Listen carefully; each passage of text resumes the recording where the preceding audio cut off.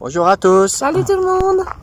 Aujourd'hui on vous donne des nouvelles depuis le nord de Las Vegas. Donc il y a la ville juste derrière nous, je ne sais pas si ça se voit, peut-être pas très bien, mais en tout cas on vous montre une photo de hier soir, la nuit éclairée, c'est vraiment magnifique, c'est super beau. Voilà, donc on voulait juste vous expliquer un petit peu, comme sur Facebook on a annoncé qu'on a probablement trouvé peut-être une solution pour rentrer avec Utah. Et voilà, il y a le soleil qui m'embête, m'excuse. Voilà, donc après beaucoup de recherches, finalement on a reçu une réponse de la compagnie aérienne KLM après 4 jours qui disait que eux ils transportent encore les animaux. Donc c'est une possibilité, simplement ils transportent les animaux seulement sur les vols directs jusqu'à Amsterdam et c'est tout. Donc on s'est dit ok, on a une possibilité pour aller jusqu'à Amsterdam, on est déjà en Europe, mais qu'est-ce qu'on fait après? On a déjà lu, entendu de beaucoup d'autres personnes que les transferts en Europe, c'était très compliqué, voire impossible dans certains pays. Donc, on ne savait pas si c'était possible à Amsterdam, on ne sait pas s'il y a encore des transports publics, comment on pourrait rentrer après depuis Amsterdam jusqu'en Suisse. Location de voiture, on a regardé, mais bon, c'est pas possible de rendre la voiture à l'étranger de toute façon, donc ça marche pas. On savait même pas si aux Pays-Bas ils allaient nous laisser entrer dans leur pays ou même pas, si on allait se retrouver coincé à l'aéroport ou on sait pas trop quoi. Voilà, donc c'était une idée, c'était une moitié de bonne nouvelle, mais sans savoir si il y avait une possibilité après pour la suite depuis Amsterdam. Donc on a commencé de regarder tout ça et sur les sites officiels on a réussi à apprendre qu'en fait les Pays-Bas n'ont pas complètement fermé les frontières, donc les citoyens européens peuvent entrer dans le pays, ainsi que les citoyens suisses. Donc là c'est déjà une bonne nouvelle, on ne va pas rester coincé normalement à l'aéroport.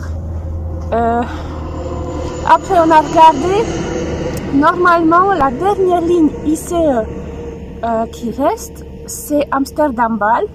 Il y en a encore quelques autres qui vont en Allemagne. Donc normalement il y a un train qui va depuis Amsterdam jusqu'à Bâle, ce qui est une très bonne nouvelle de nouveau. Donc on s'est dit, allez, tout s'arrange gentiment, il y a quand même une possibilité peut-être de rentrer depuis Amsterdam. Donc on a commencé de regarder le côté ici aux États-Unis. Donc il nous fallait trouver un vol direct pour aller à Amsterdam avec KLM, qu'on a trouvé depuis Los Angeles. Il n'y en a pas depuis Las Vegas, mais on a trouvé. Donc on leur a envoyé encore des messages, on a demandé comment ça se passait pour le chien. Donc on a appris qu'en fait, avant de pouvoir demander une réservation pour le chien, il fallait déjà que nous on achète notre billet d'avion. Ce qui était assez risqué, puisqu'on ne savait encore rien, on n'avait pas le papier de vétérinaire, voilà, on n'avait rien. On ne savait pas trop comment ça se passait, mais on était bien parti, on était très optimistes. Donc on s'est dit, c'était hier, qu'on va avoir un vétérinaire. Et dès qu'on a le papier, donc il nous faut un certificat international de santé pour le chien, et ben après c'est bon, on peut réserver le billet d'avion. Non, c'était avant-hier en fait. On a téléphoné à plusieurs vétérinaires parce que tous ne peuvent pas faire ce certificat, il faut qu'il soit accrédité. Donc après 5 téléphones, on a réussi à en trouver un qui a pu nous donner un rendez-vous pour hier. Donc on est allé hier après-midi. Et voilà. Voilà, on attend chez le vétérinaire. Hop. Ça c'est l'accueil. En fait, on est dans un magasin. Voyez, un magasin pour animaux. C'est rigolo.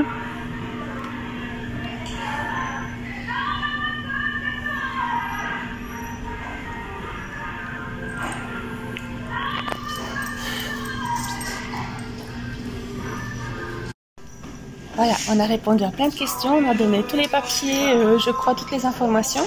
Donc, ils nous ont dit d'attendre ici. Donc, on est devant, toujours à côté de la réception dans le magasin. Et on verra. On espère ressortir de là avec le papier pour l'avion. Donc, on est bien arrivé chez le vétérinaire, on était tout content, on a dit que c'était tout bon, parfait, on va avoir ce papier. Ils nous ont annoncé que ça allait coûter presque 300 $, mais ma foi, c'est pas grave. Donc, on allait repartir avec ce papier, tout allait bien. Jusqu'à ce qu'ils commencent de regarder les papiers de notre chien qu'on a reçus depuis le refuge, où on l'a adopté. Donc on avait tout en ordre, on avait certificat de vaccin, certificat de stérilisation, on avait le numéro de sa puce, tout ce qu'il faut, avec des dates et tout, sauf pour la puce, il n'y avait pas de date. Et là, ça devenait un vrai problème, parce que pour faire le certificat international pour le chien, en fait, ils veulent une preuve comme quoi... il a été pucé avant le vaccin. Ou le même jour. Ou le même jour. Mais ils peuvent pas mettre la puce après le vaccin. Si la puce a été mise après le vaccin, bah, ils doivent tout refaire le vaccin. Et dans ce cas, on doit attendre 21 jours ici avant de pouvoir avoir le certificat pour pouvoir quitter les États-Unis. Et ce qui est très rigolo, c'est que on a un certificat de vaccination, on a les documents de la puce, mais en fait, on n'en sait rien du tout. Il n'y a pas de date quand la puce a été posée. Voilà. Donc, on a trouvé, c'était une jeune femme très très gentille à la clinique vétérinaire. Elle nous a beaucoup aidé. Elle a fait plusieurs téléphones pour essayer de trouver la date de quand la puce a été mise, parce que pour eux, il fallait vraiment une preuve que ça a été mis le jour même ou avant le vaccin. Donc, elle a téléphoné dans la clinique où le chien a été vacciné. Et là, surprise. Nouvelle surprise. Ils ont dit, ah, mais avec ce numéro de vaccin, parce que ça, on a aussi un numéro de vaccin, en fait, dans leur base de données, c'est un tout autre chien. C'est pas notre chien, c'est un Shih Tzu. C'est un Shih Tzu, alors que le numéro du document est le même numéro qu'il a sur sa plaquette qu'on a reçue, qui est portée autour de son cou. Voilà, donc il y a quelque chose, quelqu'un qui a mélangé quelque chose. Mais le nom du chien est le bon sur le document. Le nom qu'il avait avant au refuge. Ouais. En fait, c'est un beau bordel, quoi. Donc, ça nous aidait toujours pas, parce que chez le vétérinaire, donc où il a été théoriquement vacciné, bah, un, son numéro ne correspondait pas à lui, mais à un autre chien, et puis deux, ils avaient aucune trace de la puce. Donc, ils pouvaient rien nous dire. Donc, la jeune fille, très très gentille, continuait à faire des téléphones, à essayer d'obtenir des informations. Et puis personne n'a pu rien dire, donc il se passait d'autres personnes au téléphone, puis personne n'a pu nous donner quelque chose, une date pour cette puce. Finalement, elle a essayé d'appeler le refuge où on l'a adopté, et puis là, bah, il y a personne qui répondait. Donc elle s'est dit que finalement, à cause du coronavirus, ils ont fermé le refuge, ils ont fermé le refuge, donc voilà. Et elle nous a annoncé qu'on n'avait pas d'autre possibilité, il fallait refaire le vaccin, attendre 21 jours. Ouais. Donc ces 21 jours font qu'on dépasse la date légale où on doit quitter les États-Unis. Donc là, on a eu un gros problème, un gros doute, un moment très très stressant et vraiment dur. Hein. Donc, franchement, moi, j'étais au bord des larmes, je savais plus quoi faire. J'ai même essayé de les supplier de changer cette date. Finalement, cette date de la puce, en fait, il y a nulle part sur la puce, il n'y a pas de date. Donc, le chien a été vacciné le 26 février, on l'a adopté le 29. Donc ça pouvait que être dans ces 3 jours-là. Voilà. Mais là, elle nous a dit... 3 jours, non. Voilà. Elle nous a dit qu'on pouvait, si on voulait essayer avec une autre clinique, mais que chez eux, ils font pas ça. Ils veulent vraiment une preuve. Donc, bah voilà, on était là, les deux, à se regarder, à se demander ce qu'on allait faire. Si on, tant pis, on dépasse illégalement de quelques semaines cette fois, dans ces jours ici. Si on essaye de convaincre l'immigration, bah, on n'avait pas le choix. Hein. Donc on a dit... On n'avait pas vraiment de bonne raison de rester, du fait qu'on trouve des vols pour rentrer. Voilà, sauf on aurait été vraiment dans l'illégalité. Donc voilà. Après, j'ai eu une idée tout d'un coup, parce que Seb me disait, on n'a qu'à retourner au refuge. Je disais, mais attends, si c'est fermé, à cause du coronavirus, on peut rien faire. Et puis tout d'un coup, j'ai eu l'idée d'aller voir sur leur site. Alors j'ai déjà regardé à quelle distance c'était d'ici, si jamais il fallait y aller. Je suis allée sur leur site pour l'adresse. Et puis là, j'ai rien trouvé. Je me suis dit, si c'était fermé à cause du coronavirus, ça serait quand même annoncé sur leur site. Comme il n'y avait rien d'annoncé, bah, j'ai essayé de rappeler encore une fois avec mon hôtel. Et là, tout d'un coup, une femme a répondu. Donc, j'étais toute excitée. J'ai repassé le téléphone à la jeune fille du cabinet de vétérinaire. Et puis là, bah, la femme du refuge a annoncé la date de la puce. Ouais. Et c'était 2 jours après le vaccin. Donc là, ils nous ont dit, c'est fini, on a la réponse, donc c'est les 21 jours. Donc là, on était totalement désespérés. On a dit, il n'y a plus de possibilité. On a annoncé que voilà, on pouvait plus rentrer maintenant. Il fallait qu'on trouve une autre solution. Et puis, on a refait le vaccin, donc au chien, hein, 1 mois et demi après le premier. Donc il est vacciné à vie, quoi. Alors là, il est vacciné, tu es vacciné. Voilà, on a reçu des nouveaux certificats. D'ailleurs, c'est rigolo, sur tous les documents, cette fois, il s'appelle Jutta Frossard, officiellement. C'est drôle. Voilà. Et puis, un peu désespéré, déprimé, on est revenu dans le camping-car. Puis là, tout d'un coup, il y a une dernière idée qui nous est venue. On s'est dit, mais attends, si chez le vétérinaire, ce numéro ne correspond pas au bon chien, tout d'un coup, ils se sont trompés avec les dates aussi. Tout d'un coup, c'est pas lui, ils ont mélangé les dossiers ou j'en sais rien quoi. Ouais. Donc, dernier espoir, j'ai encore une fois rappelé la dame du refuge, qui a été très très gentille aussi et qui voulait vraiment nous aider. Et puis là, elle m'a demandé de lui repasser la jeune femme dans le cabinet de vétérinaire. Donc j'ai couru, je suis retournée dedans pour repasser le téléphone. Et puis là, après, quand elle a raccroché, j'ai dit, mais qu'est-ce qu'elle a dit? Qu'est-ce qu'elle a dit? Puis en fait, elle a dit que finalement, il y a eu un mélange de dossiers. Donc les dates ne jouent pas et qu'elle allait renvoyer par email les informations exactes. Donc apparemment, ça elle m'a pas dit la jeune fille, mais après quand j'ai rappelé la dame du refuge pour la remercier pour son aide, elle m'a dit qu'elle a déjà envoyé, donc ça joue. Et la jeune fille nous a redonné un rendez-vous pour ce matin pour aller faire ce certificat de santé.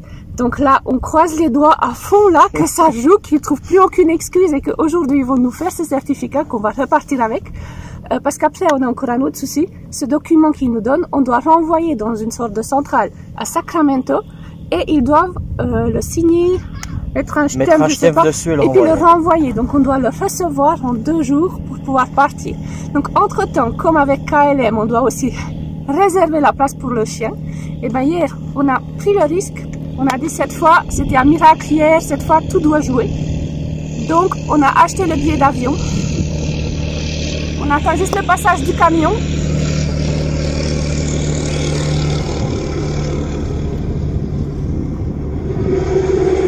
Voilà, donc les camions. Donc hier soir, on a pris ce risque. On a acheté les billets d'avion donc pour le 15. Comme ça, on est pile dans les règles. C'est le dernier jour. On doit quitter les États-Unis. On a vraiment espéré qu'ils allaient répondre vite parce qu'on les a contactés par message pour le chien. On ne peut pas réserver la place du chien par internet. Il faut les contacter à part. Et puis j'ai vu cette nuit qu'ils ont déjà répondu, qu'ils ont déjà mis une demande pour le chien et ce matin ça a déjà été approuvé. Confirmé, ouais. Donc ça c'est confirmé, ça c'est un gros stress en moins. Il y en a encore. Il y en a encore, mais ça c'est déjà bon. Ouais. Donc cette partie-là c'est bon. Maintenant, on a rendez-vous à 9h30 chez le vétérinaire, donc on va partir tout de suite maintenant et puis on vous redonnera la nouvelle. On espère vraiment sortir avec ce document, pouvoir aller voir FedEx ou je sais pas, quelqu'un qui peut très rapidement envoyer le document à Sacramento puis renvoyer chez nous pour pouvoir le recevoir. Et après on n'a plus qu'à louer une voiture, à emmener le camping-car, préparer, vider, préparer nos valises, emmener le camping-car à l'endroit qu'on a trouvé. On a trouvé une place, c'est à peu près à 1 heure d'ici.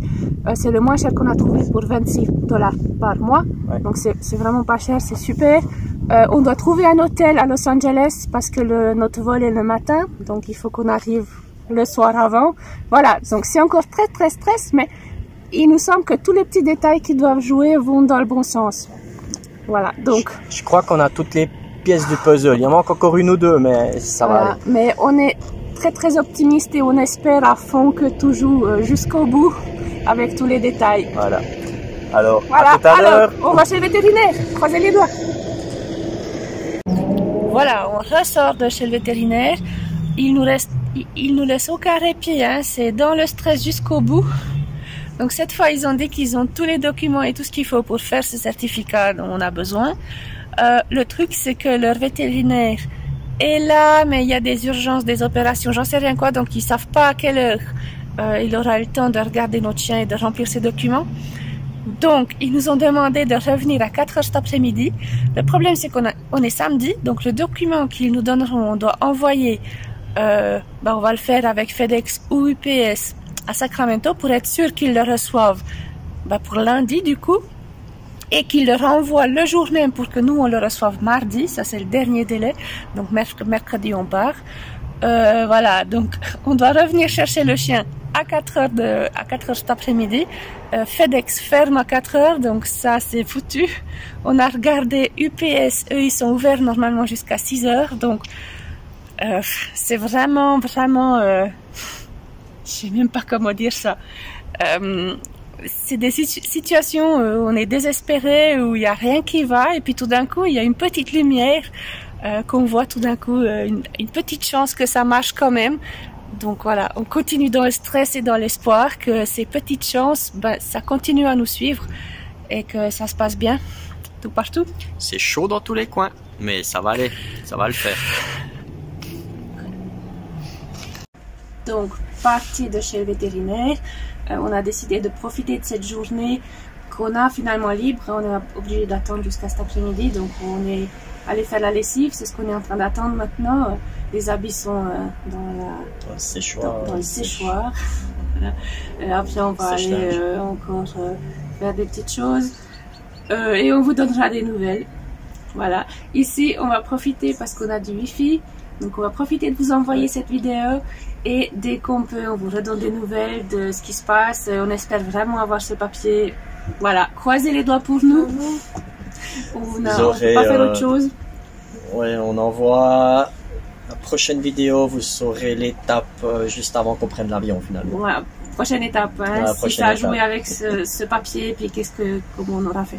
Voilà. Voilà, prenez bien soin de vous et à très bientôt. À bientôt, bye bye.